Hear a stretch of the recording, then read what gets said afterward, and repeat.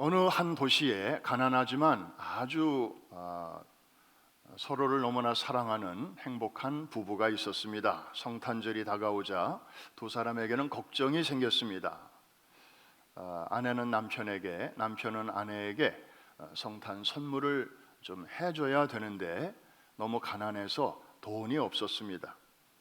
그럼에도 불구하고 남편은 그 아내의 그 아름답고 긴 머리카락을 잘 빗을 수 있도록 머리빗을 사주기로 마음먹었습니다.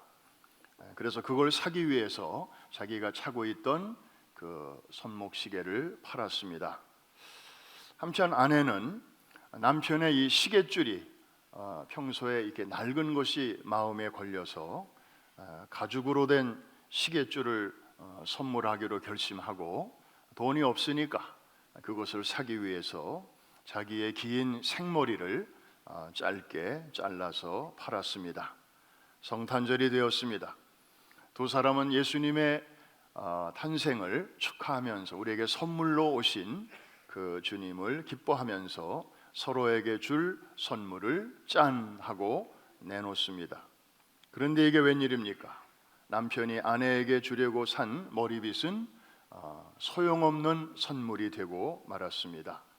아내가 머리를 너무 짧게 잘라서 빗을 머리가 없었기 때문입니다. 남편도 마찬가지. 아내가 정성을 다하여 준 선물이 쓸모가 없게 되었습니다. 아내를 위해서 시계를 팔아버렸기 때문입니다.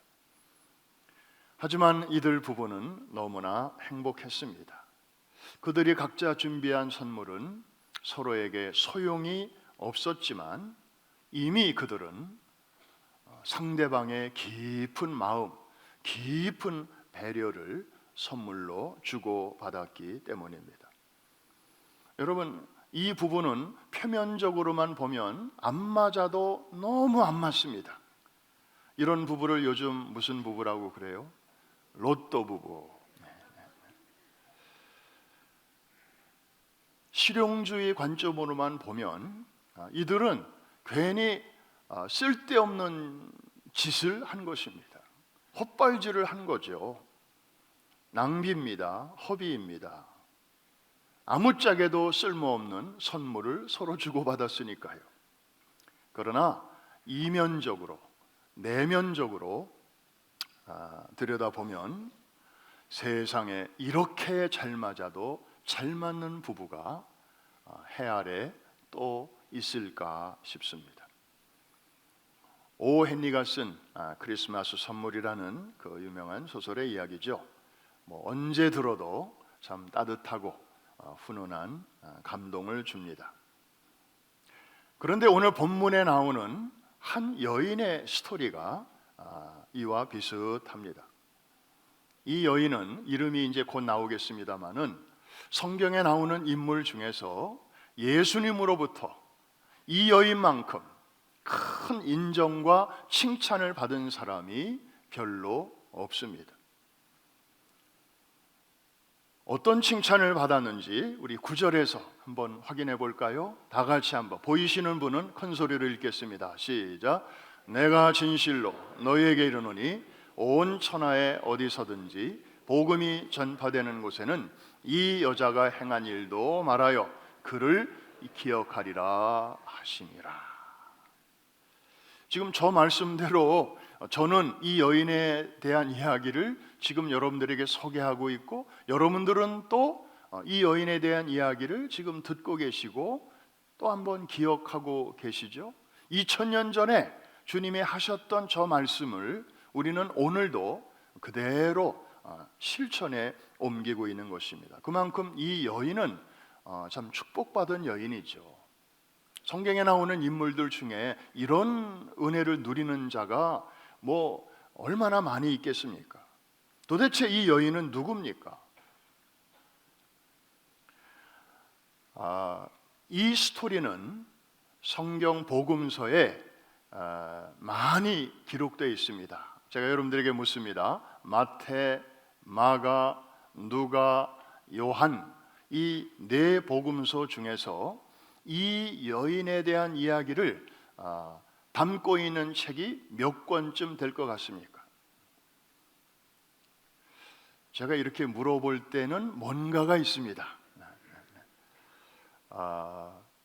자, 이 스토리가 이 사복음서 중에서 몇 번 정도 혹은 몇 권의 책에 나올 것 같습니까? 감이 오시죠? 예, 몇 번이요? 네 번. 네 번이라고 말씀하신 분은 참 대단하신 분들입니다. 이분들이 알고 대답하신 것 같지는 않은데 센스가 있으세요. 확신까지는 아닌데 아주 센스가 있으세요. 이런 분들은 다가오는 성경 교구별 성경 퀴즈 대회 때 반드시 교구 대표로 나오시기 바랍니다. 사복음서에 다 기록되어 있습니다. 여러분, 그런 스토리가 많지 않아요. 그 유명한 오병이어의 스토리도 세 번밖에 안 나옵니다. 한 권에는 안 나와요. 그런데 이 여인에 대한 이야기는 이렇게 사복음서에 골고루 다 나오고 있습니다. 자, 이 여인에 대한 이름이 요한복음에 나옵니다. 물론 어떤 학자들은 이 이야기와 저 얘기는 다른 얘기다, 다른 여자다 이렇게 말하기도 하지만 그 내용으로 봐서 예수님의 순환 직전에 일어난 일인데 뭐 한 번은 이 동네에서 이 여인이 이렇게 했고 또 한 번은 다른 여인이 다른 동네에서 이렇게 했다, 그렇게 보기는 쉽지 않기 때문에 결국 같은 사건으로 봅니다. 요한복음에 보면 이 여인의 이름이 마리아로 나옵니다. 예수님의 어머니, 소위 성모 마리아가 아니고 나사로의 누이 동생 마르다의 동생 마리아를 말하는 것이죠. 도대체 마리아가 예수님에게 어떻게 했길래 이렇게 두고두고 기억되는 것일까? 뭐 다른 거 아니에요. 자기가 고이고이 간직하고 있던 그 향유 병을 가지고 와서 이제 곧 고난을 받으시고 또 십자가에 달리시고 죽음을 맛보시게 될 주님을 위하여 이것을 예수님의 몸에다가 부었다는 것이죠. 그러면 왜 이날 마리아는 이 옥합을 깨트리면서까지 이것을 부었을까? 여러분, 사실 깨트릴 필요까지는 없었지 않았을까요? 너무 귀한 거기 때문에 주님을 위해서 한 절반쯤 쓰고 그 다음에 또 고이 잘 간직했다가 또 다른 일에 나머지를 쓸 수도 있지 않겠습니까? 그런데 옥합을 깨트렸다고 하는 것은 이 향유를 다음 사람을 위해서는 쓸 생각이 없다는 거예요. 쓰지 않겠다는 거죠. 오직 100% 예수 그리스도만을 위해서 이것을 사용하겠다는 것입니다. 왜 그렇게 했을까? 그것이 알고 싶은 것이죠. 중요한 단초가 되는 말씀이 요한복음 12장 앞부분에 나오고 있습니다. 이 말씀을 여러분들이 잘 보시면 이제 그 분위기가 이렇게 이해가 되실 것입니다. 자, 1절은 제가 읽고 2절, 3절은 다 같이. 6월절 엿새 전에 예수께서 베다니에 이르시니 이곳은 예수께서 죽은 자 가운데서 살리신 나사로가 있는 곳이라. 그 다음 거기서 예수를 위하여 잔치할세 마르다는 일을 하고 나사로는 예수와 함께 앉은 자 중에 있더라. 마리아는 지극히 비싼 향유 곧 순전한 나드 한 근을 가져다가 예수의 발에 붓고 자기 머리털로 그의 발을 닦으니 향유 냄새가 집에 가득하더라. 여러분, 여기 나사로가 등장합니다. 나사로는 얼마 전에 죽었던 사람입니다. 그랬다가 나흘 만에 다시 일어났죠. 우리가 나사로의 사건을 예수님의 부활, 예수님은 부활하셨다 하는데 나사로도 똑같은 단어를 쓰기는 조금 그래요. 예수님은 영원히 썩지 아니하시는 몸으로 부활하신 거고, 나사로는 예수님이 살려내셨지만 우리끼리 얘기인데 그 후에 다시 죽었나요? 안 죽었나요? 죽었어요. 조금 더 살다가 때가 되면 죽은 거예요. 지금 나사로 우리 곁에 없어요. 그래서 이런 경우를 보통은 부활과 구별해서 소생이라고 표현하기도 합니다. 어쨌든 그래도 죽었던 오라버니가 나흘 만에 다시 살아서 가족의 품에 돌아왔다고 하는 것은 굉장한 사건이죠. 그런데 그 기쁨이 아직도 남아있는 이 가족과 함께 예수님이 지금 이제 식사를 하고 계신 것입니다. 사실 이 나사로는 그 부모가 일찍 돌아가신, 그래서 3남매만 남은 이 가정에서 실질적인 가장 역할을 해왔었습니다. 그런데 그 나사로가, 유일한 남자인 나사로가 세상을 떠나게 되었을 때 그 시스터들은 얼마나 절망이 컸겠습니까? 그런데 그가 예수님 덕분에 다시 살아나게 되었으니 그 감격 또한 대단했을 것입니다. 이 일로 인해서 이 마르다와 마리아, 그 중에서도 특별히 마리아는 예수님이 너무너무 고마웠습니다. 그래서 특별히 예수님 곁에 늘 있으면서 말씀을 경청하고 그랬던 것이죠.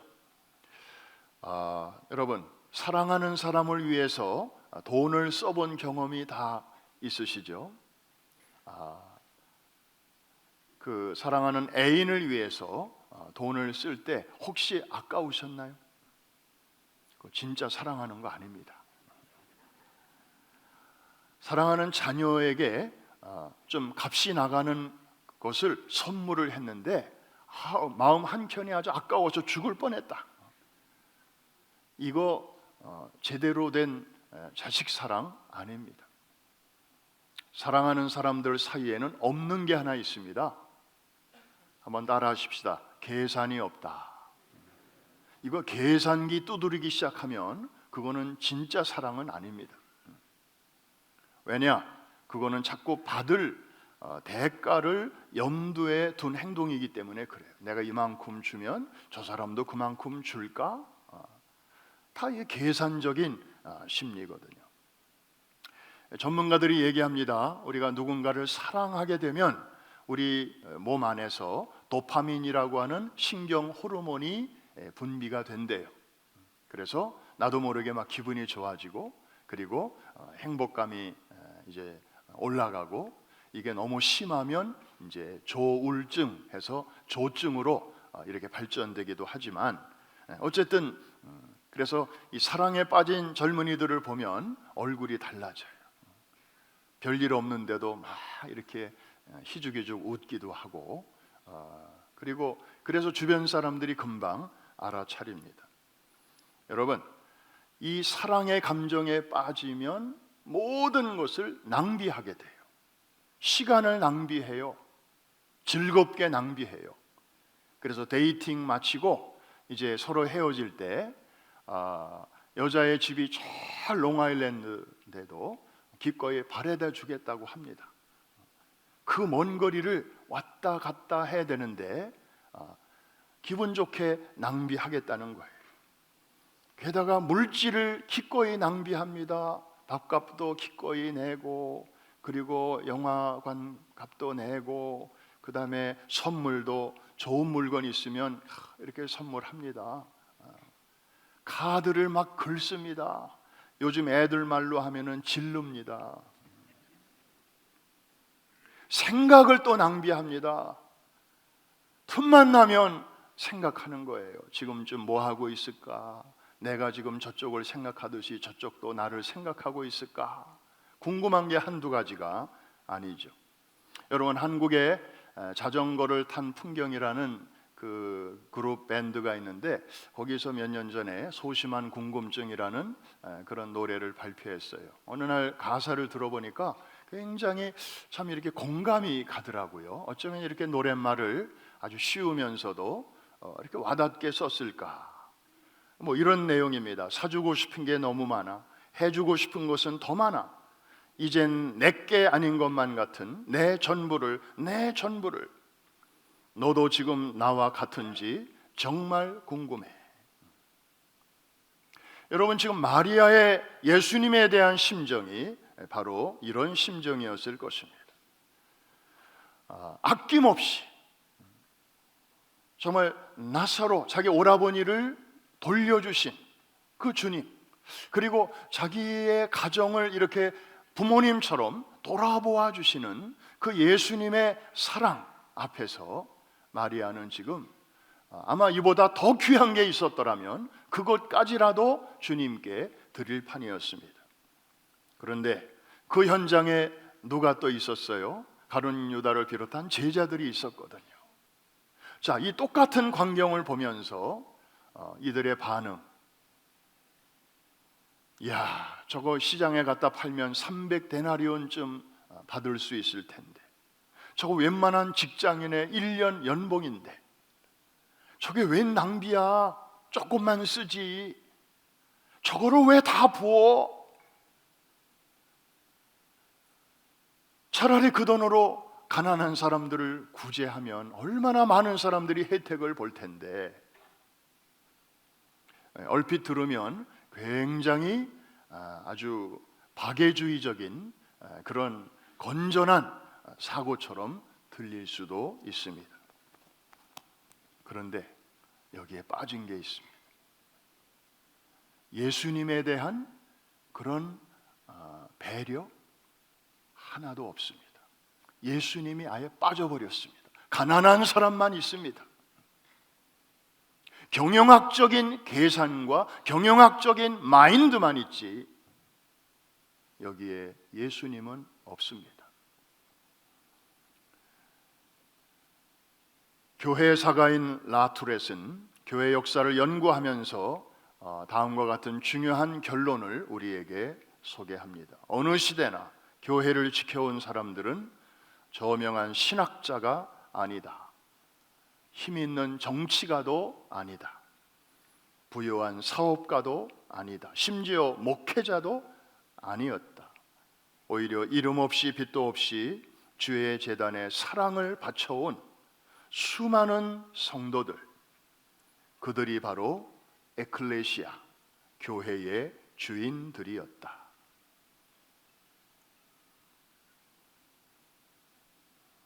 여러분, 마리아의 이러한 헌신과 사랑의 행동은 단순한 주님께 대한 감사와 사랑의 표현으로 그치는 것이 아니었습니다. 아까 말씀드린 대로 다가오는 십자가의 고난, 그리고 그 너머에 다가오는 그 죽음을 준비하는 더 깊은 차원의 행동이었습니다. 사실 그 주님을 가장 먼저 이해해 드려야 할 사람들이 누구였습니까? 바로 제자들 아닙니까? 3년 동안이나 한솥밥을 먹은 제자들. 그런데 그들은 아직도 주님과 딴 생각을 하고 있었습니다. 이거를 사자성어로 뭐라고 한다고 했죠? 동상이몽입니다. 지금 주님의 고난이 코앞에 다가왔는데도, 그래서 주님의 마음은 이렇게 무거우신데도 제자들은 전혀 거기에 대해서 공감하는 기색이 전혀 없습니다. 오히려 주님의 그 죽으심을 준비하는 한 여인의 행동에 대하여 오히려 비난하고 있습니다. 책망하고 있습니다. 사랑과 감사가 있어야 할 자리에 계산이 들어가 있고요, 저거 팔면 더 많은 사람을 도와줄 수 있을 텐데, 이런 식의, 그리고 칭찬과 격려가 있어야 할 자리에 질투와 판단이 대신하고 있습니다. 이러한 저들의 몰 이해는 무거우신 주님의 마음을 가뜩이나 더 무겁게 하고 있었습니다.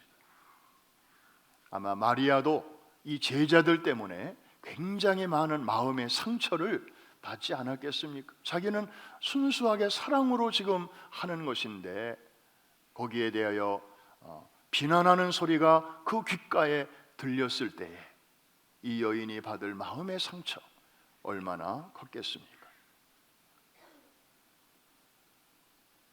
주님은 그러나 이 여인의 그 헌신을 통해서 큰 위로를 받으셨습니다. 칠흑같이 어두운 밤하늘에 마치 아주 유난히 반짝이는 별 하나를 발견하신 것 같으셨을 것입니다.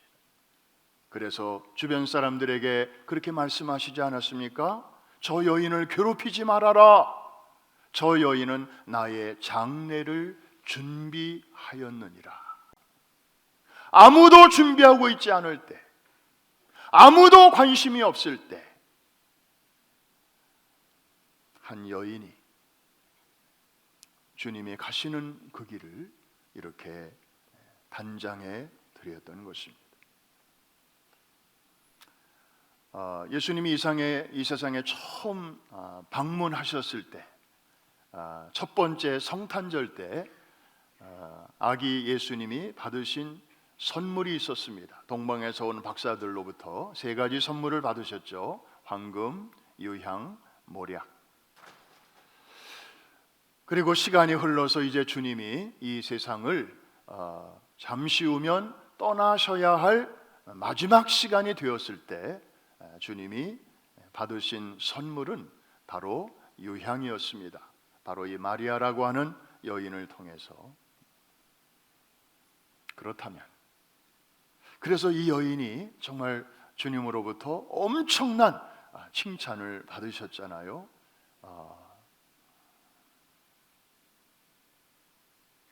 그래서 이 설교자들이 이 본문을 가지고 설교할 때마다 두고두고 이 여인이 이 행동이 이제 모든 사람들에게 기억될 것이다. 이런 놀라운 그 칭찬을 받게 되었습니다. 사랑하는 성도 여러분, 그렇다면 오늘 21세기를 살아가는 우리들이 이제 다시 오실 주님을 맞이할 준비를 위해서 우리가 드릴 수 있는 선물은 무엇일까요? 여러분, 선물에는 그 사람의 마음이 담겨져 있습니다. 그래서 그 마음이 이렇게 잘 전달이 됩니다. 그래서 선물의 핵심은 내가 주고 싶은 그 물건을 주는 게 아니고 상대방이 받았을 때에 아주 기분 좋아할 그분에게 꼭 필요한 물건을 드릴 때 이게 좋은 선물이에요. 그래서 저분에게는 그 옷이 좀 필요한 것 같은데 그분에게는 이 색깔이 참 어울려. 그래서 딱 맞는 색깔을 골라가지고 소위 내돈내산 그렇게 해서 정성껏 카드를 써가지고 선물을 해보십시오. 그러면 어쩌면 이렇게 내 마음에 쏙 드는 선물을 하셨나 하고 상대방이 너무너무 기뻐할 것입니다. 그런데 선물은 하긴 해야 되겠는데 집안에 있는 것 중에서 하나 골라가지고 거기다가 적당하게 카드 하나 써서 이렇게 한번 줘보십시오. 이게 저 사람에게 필요한지 안 한지도 잘 알지 못한 채 나는 선물했어요. 그런데 상대방은 별로 감사한 마음이 없어요. 귀신같이 알아요. 여러분, 선물은 받는 사람 위주로 주어야 하죠. 갓 태어난 아이에게 네가 앞으로 살아갈 시대는 4차 산업혁명 시대고 디지털 시대야 그러면서 아이패드를 선물로 해보십시오. 오늘 태어난 아이한테 앞으로 꼭 필요할 거야. 틀린 말은 아닌데 아이에게 무슨 도움이 되겠습니까? 그건 좋은 선물이 아니죠. 수준에 맞는 필요에 따른 그런 선물. 이 여인은 예수님의 그 시점에 너무나 딱 맞는 선물을 드렸기에 주님이 너무너무 기뻐하셨던 것입니다. 오늘 우리는 초림을 뒤로 하고 있고 다시 오실 주님을 앞에 두고 있습니다. 마라나다의 그런 신앙의 시대를 우리가 지금 살아가고 있습니다.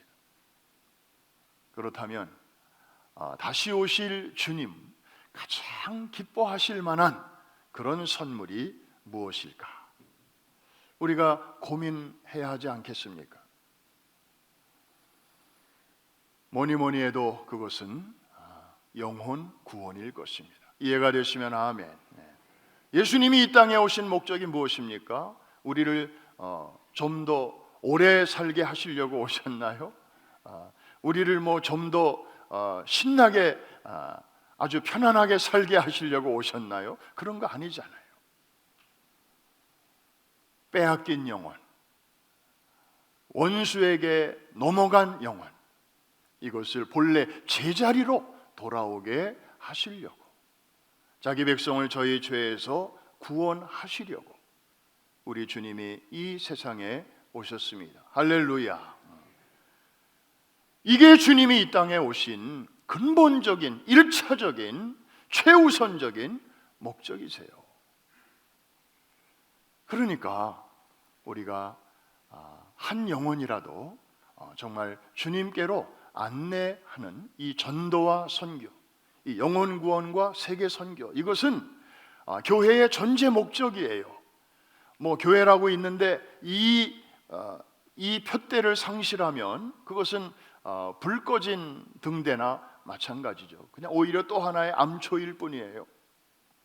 그래서 우리는 항상 모일 때마다 이것을 놓치지 않으려고 애를 쓰는 것입니다. 사회사업, 구제사업은 굳이 교회가 아니라도 다른 기관들도 얼마든지 할 수 있어요. 그러나 이 영혼 구원, 세계 선교, 이것은 교회가 아니면, 주님의 교회가 아니면 다른 기관이 대신 해줄 수 없는 것입니다. 그리고 일단 구원받은 영혼 가운데서 믿다가 낙심한 영혼들 많이 있지 않습니까?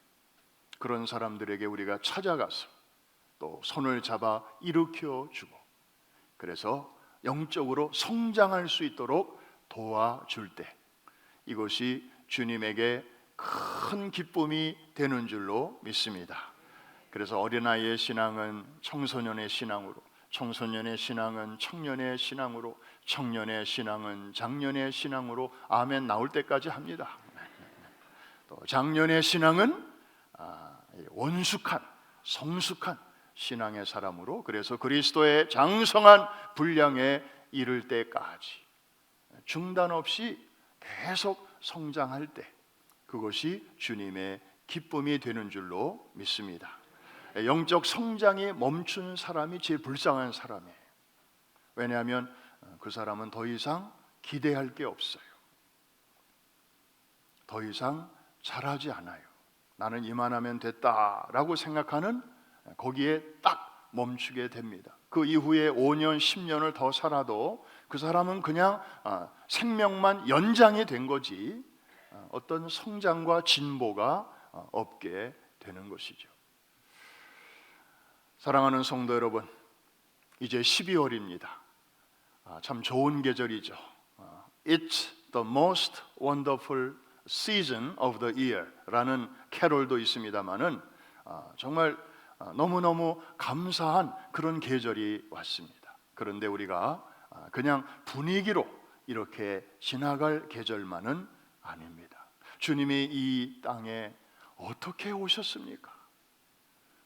정말 우리를 만나시려고 그 어둠의 공중 권세를 뚫고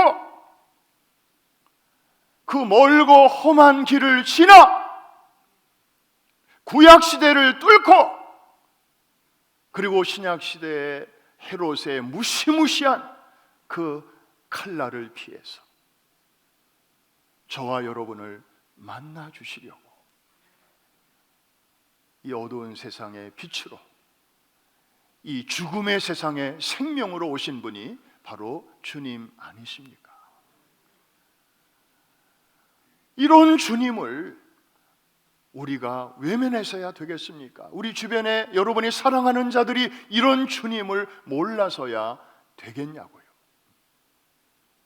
우리 다음 세대들이 우리 가정이라는 둥지와 교회라는 울타리를 떠나기 전에, 그래서 부모의 예수님이 아닌 자기의 예수님을 만나가지고 그 다음 인생의 단계로, 대학으로 갈 수 있도록 우리가 이렇게 애를 쓰는 이유도 바로 여기에 있습니다. 우리는 저들 곁에 영원히 있어줄 수가 없기 때문에 우리는 언젠가 떠나야 됩니다. 저들만 남게 되는 날이 옵니다.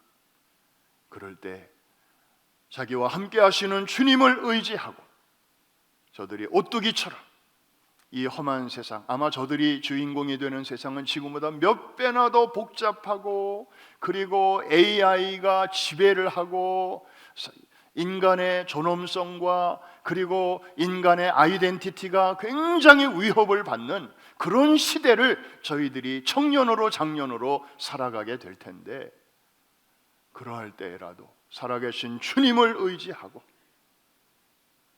AI를 지배하면서 하나님이 창조하신 세계의 주인으로서, 권세 있는 하나님의 아들, 딸로서 살아갈 수 있도록 우리가 이 세상을 떠나기 전에 잘 감당해야 할 책임이 우리 모두에게 있는 줄로 믿습니다. 노란 손수건 캠페인 지금 우리가 막 시작했습니다. 지난 팬데믹 3년 동안 거의 못했습니다. 우리도 조심스러운데 어떻게 다른 사람을 교회로 데리고 올 수 있겠습니까? 그런데 이제 3년이 이렇게 지나가다 보니까 제가 지난주일도 말씀드렸습니다마는 여전히 코로나 걸리는 사람들 있어요. 그런데 그것 때문에 돌아가시는 분은 제가 보니까 별로 없어요. 그냥 찾아오면 그래 왔니? 잘 놀다 가라잉. 그래서 좀 약으로 잘 달래가지고 또 이제 뭐 독감처럼 그냥 그렇게 지나가는 거예요. 어휴, 코로나 또 걸렸대. 그렇게 놀랄 일도 없고, 그래서 의연히 우리가 가야 할 길을 가야 되고 해야 할 일을 하게 돼야 될 줄로 믿습니다. 주님이 가장 기뻐하시는 일은 영혼 구원, 그리고 잘 믿다가 낙심한 영혼들을 다시 일으켜서 주님 전으로 모시고 오는 일입니다. 이 얘기 하나만 하고 오늘 설교를 마칩니다. 여러분이 다 바나바일 수 있습니다. 여러분이 다 바울일 수는 없어요. 바울은 워낙 위대한 인물이니까. 그러나 바나바는 누구나 할 수 있습니다. 그런데 사실 바울이 바울 되기 위해서는 바나바의 그 수고가 굉장히 중요한 역할을 했습니다. 사울이 이제 바울이 됐지 않았습니까? 그래서 교회에 찾아갔더니 이전에 사울로만 아는 사람들이 바울을 받아주려고 하지 않았습니다. 굉장히 위험한 인물이었으니까요. 닥치는 대로 예수 믿는 사람들을 감옥에 가둬두는 그런 대단한 사람이었으니까요. 그래서 아마 그때 이 사울이 굉장히 마음의 상처를 많이 받았던 것 같아요. 교회 안에서 믿는 사람들로부터. 그래서 오죽하면 더 이상 예루살렘 교회에 있지를 못하고 자기 고향으로 돌아가서 사람도 안 만나고 자그만치 13년 동안이나 칩거 생활에 들어가게 됩니다. 아무도 찾아오는 이도 없고 또 사울이 만나는 사람도 없고. 여러분, 13년 결코 짧은 기간이 아니죠. 그런데 어느 날 그의 집에 문을 두드리는 사람이 있었습니다. 13년 만에 방문자가 있었습니다. 저 수리아 안디옥에서 목회를 막 시작한 바나바라고 하는 사람이었습니다. 여러분, 이 수리아 안디옥에서 이 다소까지 지도를 놓고 보시면 거기에 큰 산을 넘어야 됩니다. 2000m가 넘는 토로스 산맥이 있습니다. 그 당시에는 교통수단이 그냥 걸어서 혹은 나귀와 노새 정도 타고 그게 전부였습니다. 그 먼 거리를 그 집에까지 찾아가서 바울의 손을 잡아준 것입니다. 그 수고는 헛되지 않았습니다. 자기 교회로 데려와서 협동 사역자로 공동 목회를 시작합니다. 그러다가 1차 선교 여행 같이 가고, 그리고 2차 때는 좀 다투고 갈라지게 됐죠. 그 다음부터는 바나바 이야기는 쑥 들어가 버리고 이제 바울 이야기 중심으로 사도행전이 기록되고 있습니다. 바나바의 시대는 그거로 끝입니다. 바울을 역사의 무대로 올려놓고 바나바는 조용히 어둠 속으로 사라집니다. 이번에 터키 구브로 섬에 가서 조용성 선교사님 만났더니 그분이 거기 연구소를 설치하고 이제 남은 여생을 그곳에서 보내고 계셔요. 근데 이분이 주로 뭘 하시는가 그랬더니 그 성이 바나바의 고향이기 때문에 이 바나바의 그 바울과 갈라진 이후부터 세상 떠나기까지 22년의 그 세월, 잃어버린 시간을 찾아서 이분이 이제 연구를 하는 거예요. 그래서 성경에는 더 이상 기록이 없으니까 그 시대에, 같은 시대에 돌아다녔던 다른 문헌들, 책들, 또 역사가들의 기록, 뭐 이런 것들을 다 이렇게 부지런히 이제 보면서 그 퍼즐을 맞춰가기 위해서 이렇게 여생을 보내고 계셨습니다.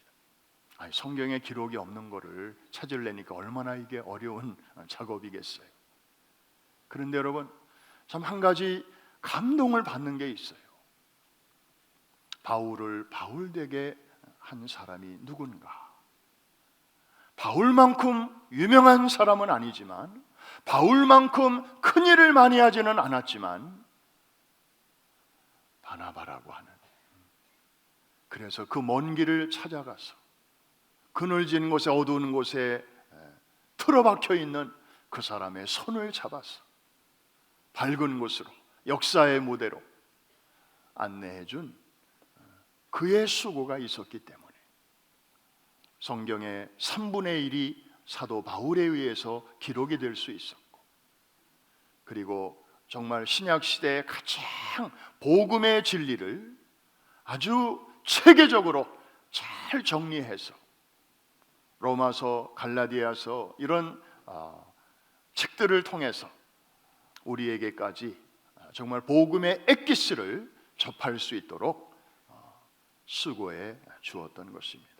여러분이 이 짧은 기간 동안, 이제 다음 주, 그 다음 주까지 우리가 노란 손수건 캠페인을 하는데 시간이 중요한 건 아니에요. 여러분의 마음이 중요하고 여러분의 관심이 중요합니다.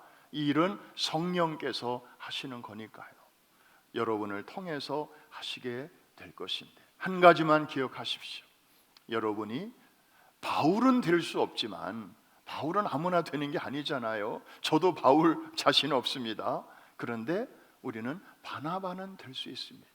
그러면 하나님께서는 여러분을 이 시대에 바나바로 사용하셔서 이제 여러분이 기도하시고 컨택하시고 그리고 찾아가시고 그리고 권면할 그 대상은 어쩌면 우리 시대에 바울과 같은 사람이 될 수 있습니다. Who knows? 하나님만이 아시는 거예요. 여러분, 팬데믹 3년 동안에 우리 얼굴 오랫동안 못 본 분들 많이 있습니다. 믿다가 낙심한 사람도 있고, 청년 때 화산처럼 맹렬하게 신앙생활 하다가 결혼해서 애 낳고 신앙 절벽으로 떨어져 버린 영 커플들도 있습니다. 고등학교 때까지 부모님과 함께 교회 생활 잘하다가 대학 가면서부터 신앙의 맥을 놓쳐버린 우리 장성한 자녀들도 있습니다. 성경은 이런 사람들을 가리켜 묵은 땅이라고 표현하고 있습니다. 본래 좋은 땅이었습니다. 옥토였습니다. 그런데 제대로 관리를 안 하다 보니 잡초가 우거지게 되었습니다. 그런데 여러분, 이 묵은 땅은 특징이 있습니다. 가만히 두면 못 쓸 땅인데 한번 쟁긴 날로 갈아 엎어지기만 하면 이거는 상상할 수 없는 아주 힘 있는 땅으로 바뀐다는 것입니다. 본래 옥토로 돌아가는 정도가 아니에요. 그거보다 몇 배나 더 좋은 기름진 땅이 된다는 것이죠. 왜냐하면 몇 년 동안 안 썼으니까 원래 힘이 비축되어 있는 데다가 그 다음에 이게 땅이 갈아엎어지면 겉에 있던 잡초들이 다 밑으로 내려가면서 거름이 되기 때문이죠. 여기에 희망이 있습니다. 이해가 되시면 아멘 하십시다. 희망이 있어요. 여러분 절대로 포기하지 마십시오. 아우 저 사람은 안 돼. 아우 쟤는 안 돼. 아유 내 힘으로는 도무지. 그게 정상이죠. 여러분의 힘으로 됩니까? 그렇다면 예수님이 왜 오셨겠습니까? 성령님이 왜 오셨겠습니까? 우리의 노력과 의지와 계획과 힘과 전략만으로 다 된다면 안 되니까 오신 거예요. 아멘. 그래서 우리가 주님께 의지해야 되는 것이고, 여러분 죄인의 더러운 손으로 내가 하고 싶은 일이 다 이루어진다면 이 세상에는 하나님이 안 계신 거나 마찬가지죠. 그렇게 안 되기 때문에 우리가 겸허한 마음으로 전능하신 하나님 앞에 예수의 이름으로 엎드려져야 되고 성령님의 도우심을 의지해야 되는 이유가 바로 여기에 있는 줄로 믿습니다. 여러분 희망이 있습니다.